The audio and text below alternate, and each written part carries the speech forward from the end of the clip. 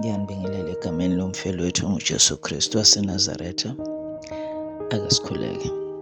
Baba, amazwi akho lawa sihole ukuba amazwi akho akhulume. Nkulunkulu namandla ey'mpilweni zethu, asikhuthaze ekwazini wena nasekulethembeni igama lakho lingcwele. Siyakhuleka ngegama likaJesu Kristu ungumfelo wethu. Amen. Bazalwane, ake nginibingelele egameni lomfelo wethu nguJesu Kristu. Nginamazwi la amafushane engifisa ukuthi sikhulume ngawo. La mazwi acaphunwe laphana encwadini yamaHubo abhalwe nguDavide, isahluko 23, ivesi ngelokuqala kuphela. Athi uJehova unguMalusi wami, angiyukweswela. Ebese bazalwane ngase ngifunisisa ukuthi uma uDavide ethi uJehova unguMalusi wami wayekusho kanjani lokho. Ngibese uNkulunkulu engikhumbuza ukuthi kambe naye uMalusi, uDavide wayenguMalusi. Ebese ngaqhubeka ngathi kambe abelusi bakudala ngezikhathi zeBhayibheli uma belusa babelusa kanjani.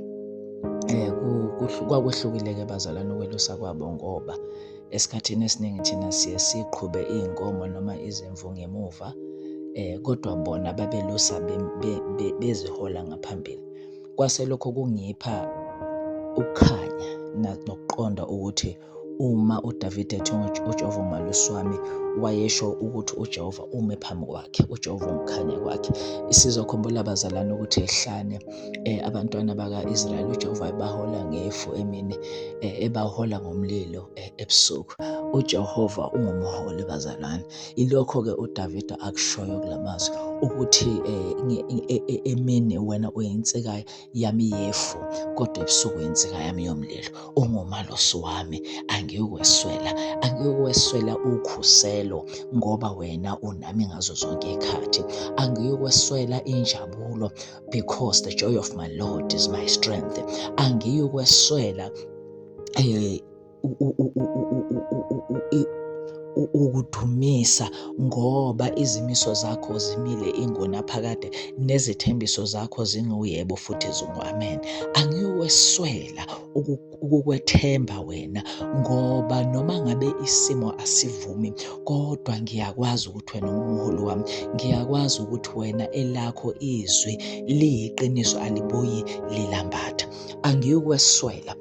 Bazalwane, uma sikhuluma ngokweswela, nginayo lento ethi kumina njalo uma sukhuleka lo mkhuleko, hleze uma sithi uJehova uMalusi wami angiyukweswela, sisuke sinalento yokucabanga izinto esizidingayo eziphathekayo.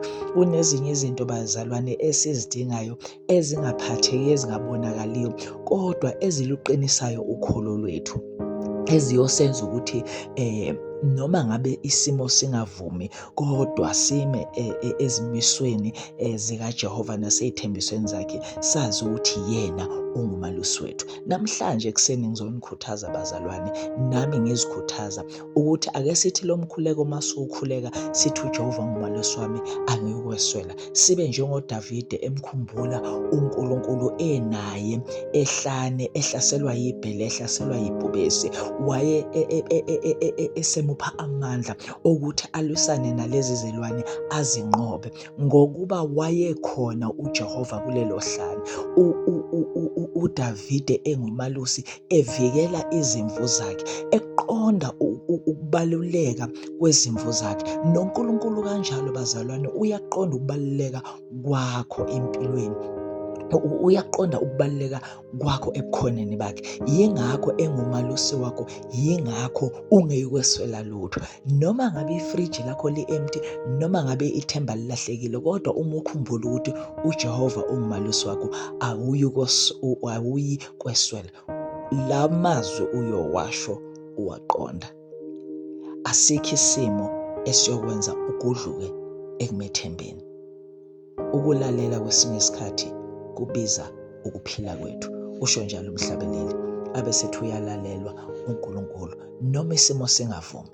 uyalalelwa uNkulunkulu. Namuhla ekuseni ngithi uma sithi uJehova unguMalusi wami angiyukweswela, ake sibuke izinto esiziswelayo njengamanje eziyizipho zikamoya esifisa ukuthi uJehova ayivuselele kuthina, ukuze uma lo mkhuleko ususho njalo njalo sithi uJehova wami, uJehova unguMalusi wami angiyukweswela, sikusho sikuqonda. Ngifisa engathi-ke bazalwane, namuhla uNkulunkulu angaba nani, aneseke, anibiyele kukho konke, izwi lakhe lingagudluki ey'mpilweni zenu nasey'nhliziyweni zenu, in Jesus name.